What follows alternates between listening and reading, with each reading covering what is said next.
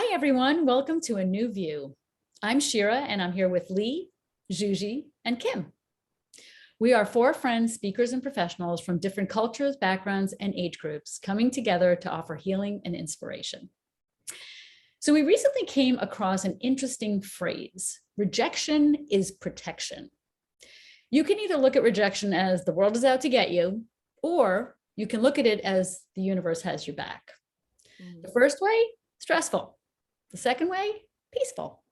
So the question to ask yourself is, which do you choose? Girls, how do you interpret this phrase? Shira, I think that was a great intro because you use the word peace. And I really see that when you internalize this phrase, when you really believe it, that it really just brings you peace of mind. Because when you feel like something didn't go right, like rejection of any kind can be interpreted as like you can turn that in on yourself and say, like, what's wrong with me that this happened? What is my role in this situation? Or you can just see it for what it is, whatever it was that happened. And when we were discussing this topic ahead of time, the first thing that jumped into my head is that I recently experienced something for the first time, which is that, I take one-on-one clients via Zoom, and I was waiting online for my client to show up and she never did. And, there's a lot of factors involved in that situation, but it was the first time that they were going to be doing a session with me. And I could have interpreted it in so many ways, like, this person doesn't respect me. They don't respect my time. They don't really want this. Like, what's wrong with me that they don't see the value in what I'm here to offer? But in that moment, I was just like, oh, I guess it wasn't meant to work out. Click. And I hung up the Zoom and I wrote them an email saying, hey, what's up? And actually, I never got anything back. And I went about my day, like, totally unbothered by the entire situation. I mean, I was a little peeved because I had to wake up early and get ready and all of those things. But I was like, oh, well, now I have the rest of my day to, like, do the work that I need to get done and, whatever. And it was one of those reflective moments for me where I was like, look at how far I've come. Like, I can remember a time when that would have really bugged me. And, like, not just for the rest of that day, but probably for the rest of that week. And I was like, I don't know why it wasn't meant to work out, but it wasn't. And here I am. I lived to tell the tale of this horrific incident that really wasn't a big deal at all. Right. But I could have interpreted that as a rejection of me and my values and all of these things. And that is really what this phrase means to me, is that you don't internalize the whole world seeking to destroy you somehow. Yeah. Absolutely. And Juji, thanks for that example. And kind of to piggyback on that, when somebody doesn't show up or there's a no-show, literally, I've had that a lot with places that I've worked. I've managed a few centers and people would not show up for their appointments. And when I was doing training myself, sometimes people just don't show up. And this is really such a reflection of how they operate their own lives. And it's too bad for them, and you're absolutely right about, we so cannot internalize this and take it personally. It's not about us. It's not about us when someone just doesn't show up to an appointment that they made. I think they have some lessons to learn. They've got some work to do, and hopefully that's not gonna happen in their own lives. But that's not our thing to really deal with. Very true. So, Shira, you mentioned the book the other day, The 4 Agreements. I know that's one of your favorites. And one of the agreements is not to take things personally, right? And I think when it comes to feeling rejected by a person, that's why it's in the book, because it is one of the most hardest things to do. You know, someone could sort of go right into that victim mentality, the woe is me, making meaning, like, you know, this person stood me up. It means that they, you know, I'm not worthy, or they don't think I'm good, or like whatever it is. I know every situation's different.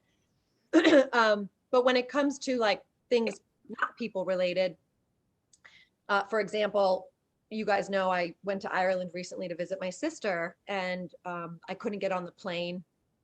COVID, tons of stuff got in the way, didn't make it there, spent 9 hours at the airport trying so badly to get there. And I just was beyond devastated about this. I was visiting family who I missed terribly. And I just sat there, and from all the work I have done on myself and evolving and everything we've ever talked about, I sat there trying to remain calm, even though I was like, I could feel the tears welling up in my eyes. And I asked myself the actual question, like, what is the universe trying to protect me from? And that just felt more peaceful. That felt better than me focusing on the fact that I'm not going to be seeing my sister that night or that next day or that week, you know, and who knows when I'll get to see her. Like my mind wasn't racing and running with all these stories, because I just was asked, okay, something is happening here. Something is protecting me.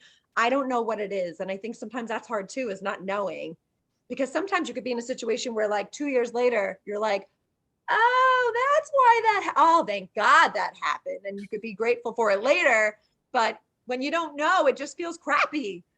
So I just trust that there's a reason and something is looking out for me, whether it's from a person rejecting me or a situation happening that's not in my favor or for me or whatever. And I really try to focus on the reaching for the more peaceful thought, for sure. I actually have a really good quote I found that I know you guys will love. I wrote it down. Good quote. Yay. This is so good. There's nothing like rejection to make you do an inventory of yourself. Oh, Isn't that good? got a little Like, chill on that one. Wow. James Lee Burke. When I saw that, I was like, ooh, because even just to ask yourself that question, it's like, why? Okay, what could be the reason, or what could I not be seeing here? Or it just makes you really look at it differently. Well, it's interesting because sometimes I think about how miserable we make ourselves, and it's like the opposite of what we want. And I think about the shelf life of misery, right? Some people don't even realize that they're just recreating. And it's like basically rewind, play. And so we rewind all the things that went wrong, or like, why didn't I get the job? And how come this guy didn't call me? And why was I ghosted? Right? So I think what this phrase does for me is it reduces the shelf life of misery. It's like, all right, how much longer must I be miserable about this thing called rejection? Or can I look at it a different way? And so that's why I love the fact that it's a choice. It's always a choice.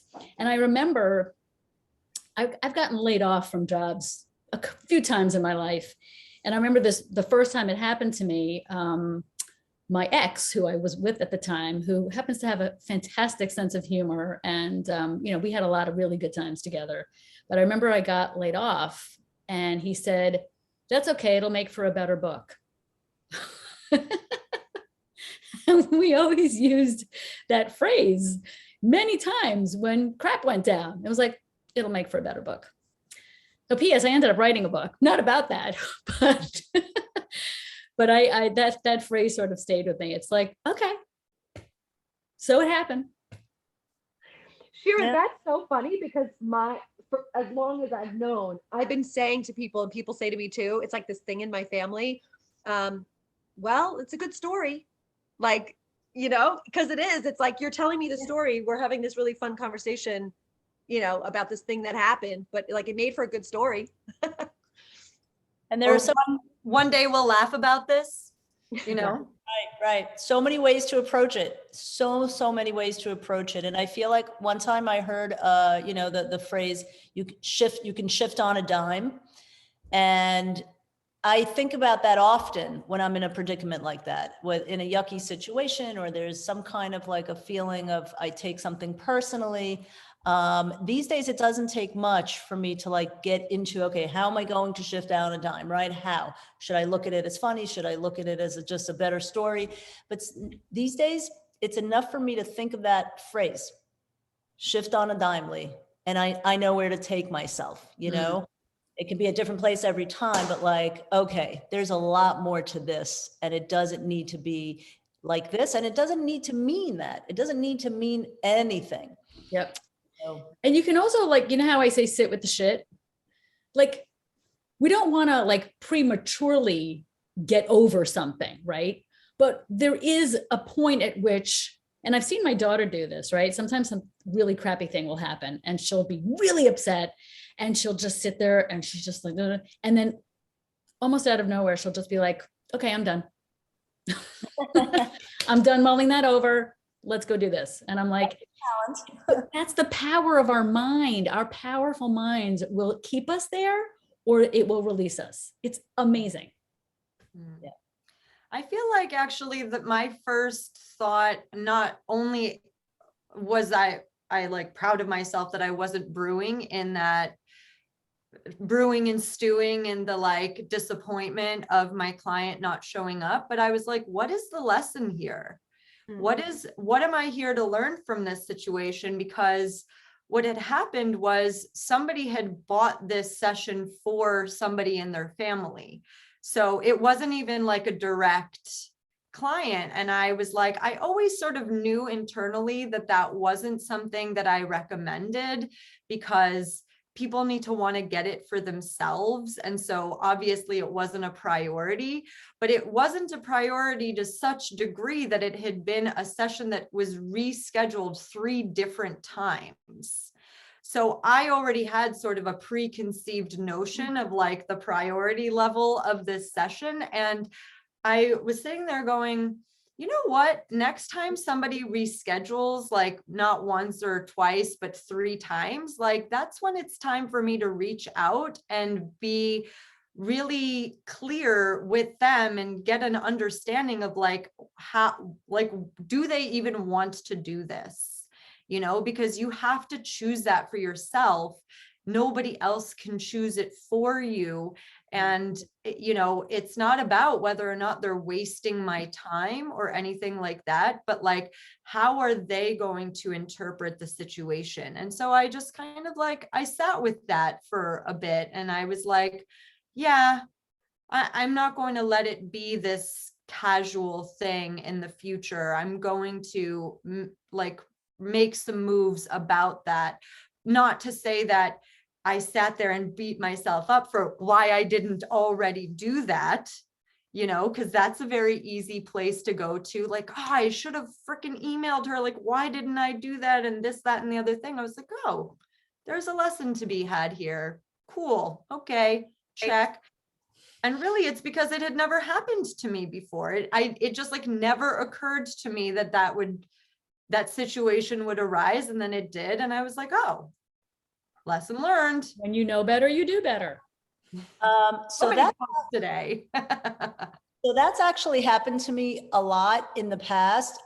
When I was a personal trainer for many, many years, there were occasions where people just wouldn't show up. And I remember one particular one where a young woman had, her husband bought her like, I don't know, 5 or 10 sessions at the gym where I was working at the time. And it was like a Christmas gift or something. So they got a deal and he was all into it. And, it was quite expensive. And she like probably canceled a couple of times. She was probably a no-show another time. And, what I realized is like, there are certain people that I really wouldn't even want to be doing business with them. This is, if you're not fully committed and there's a level of commitment, you're right, Juju, like, if you buy your own sessions or if you pay for your own coaching or whatnot, you're a lot more committed. You're going to have an incentive to go and show up. And that taught me a lesson back then as well. Like there are some people that I don't necessarily need to have in my clientele Rolodex, you know? It's not always about making the money, because you can make the money and have them come there, but that's not what I was trying to do. I wanted to help people, and I want them to be into it, you know, or at least open to it. Yeah, maybe you were being protected from like that particular type of client, usually you too, who maybe would have made things really difficult for you, or just not have taken it as seriously, or like there's so many things that you could have been protected Yeah, by. and don't get me wrong, there were some people that I've had clients that were so into the workouts, but they were just drive me nuts in other ways. But the ones that just didn't show up or didn't feel like being there, it's like, you really don't feel like being there with them, because they're in a whole different, they're on a whole different energy level. Like they don't want to be there. And it's very hard to get them to, you know, kind of be on board with what you're trying to do. I feel like there's definitely always a lesson in being rejected in whatever the situation is. But I really think it's special that when you have that outlook of it, like what, you know, what Juji, you said, I asked myself, like, what is the lesson here? That's an amazing, powerful question. How many people ask that question when they're being rejected by something? It's yes. Yeah. And in some cases, you know, the lesson itself could be as simple as, you know, if this person just doesn't show up, like what kind of a policy do you have in place, you know, as their educator, as their coach? You know, you don't show up, I'm charging you. I mean, this is time or that slot that I could have had somebody else come in. So that at least can also protect you in a way financially.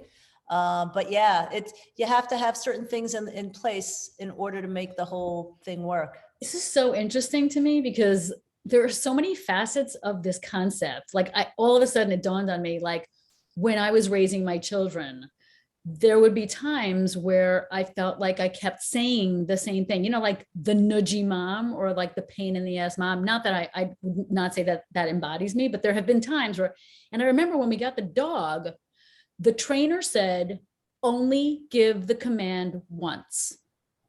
And then if the dog doesn't sit, you take your hand and you put it on the dog's tuchus and you make it sit, and then it will get it. And that lesson was for me, like, because if my kids weren't listening to me, if I knew then what I know now, like you can see how if your kids are dismissing you or being disrespectful or not doing what you asked, whatever, you have to then look in yourself in the mirror and go, why does this continue to happen? Right? Because there's rejection, like, I don't want to go out with you. And then there's rejection, like, I'm not listening to you, or I'm not respecting you, or I'm not whatever. And so there's really is a lesson in everything. And so maybe it's, I tell you once to do the thing. And then if that doesn't happen, and then you follow through, of course. But I just find that whole, it has so many applications. Yeah.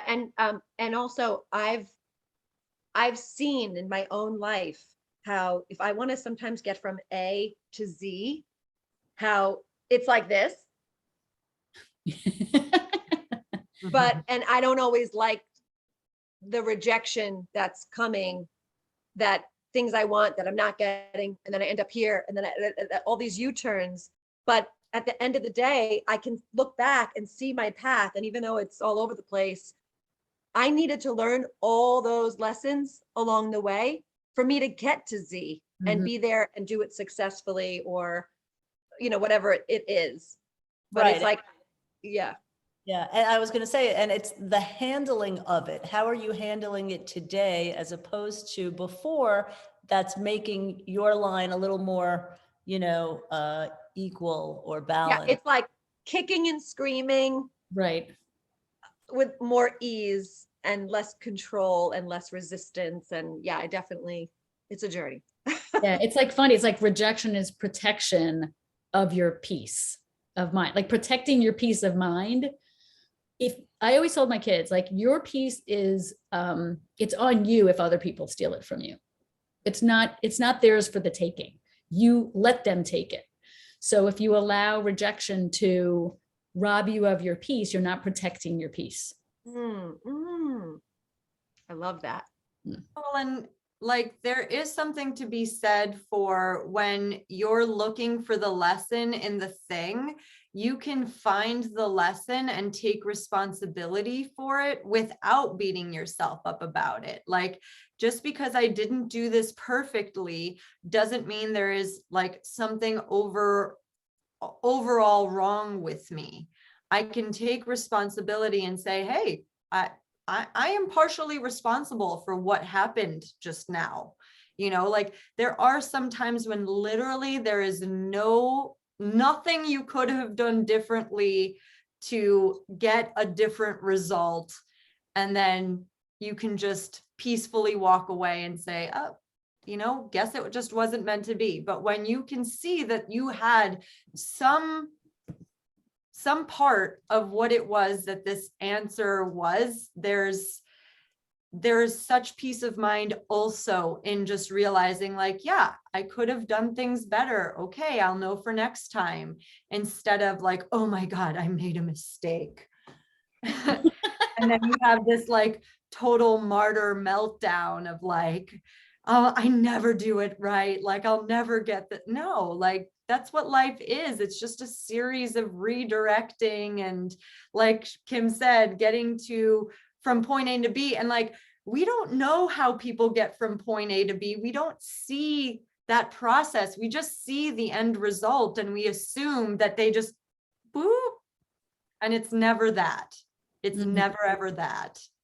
So can you imagine getting to a point of like being grateful for rejection? Like it's yes, I can. amazing. But it's amazing to see that progression. Well, my lovely women, I think this is a great place to wrap. If you've enjoyed our conversation, please subscribe to our channel and be sure to let us know if you have any topic requests or questions by commenting below. We'll see you all soon. Thank you for joining us and stay safe.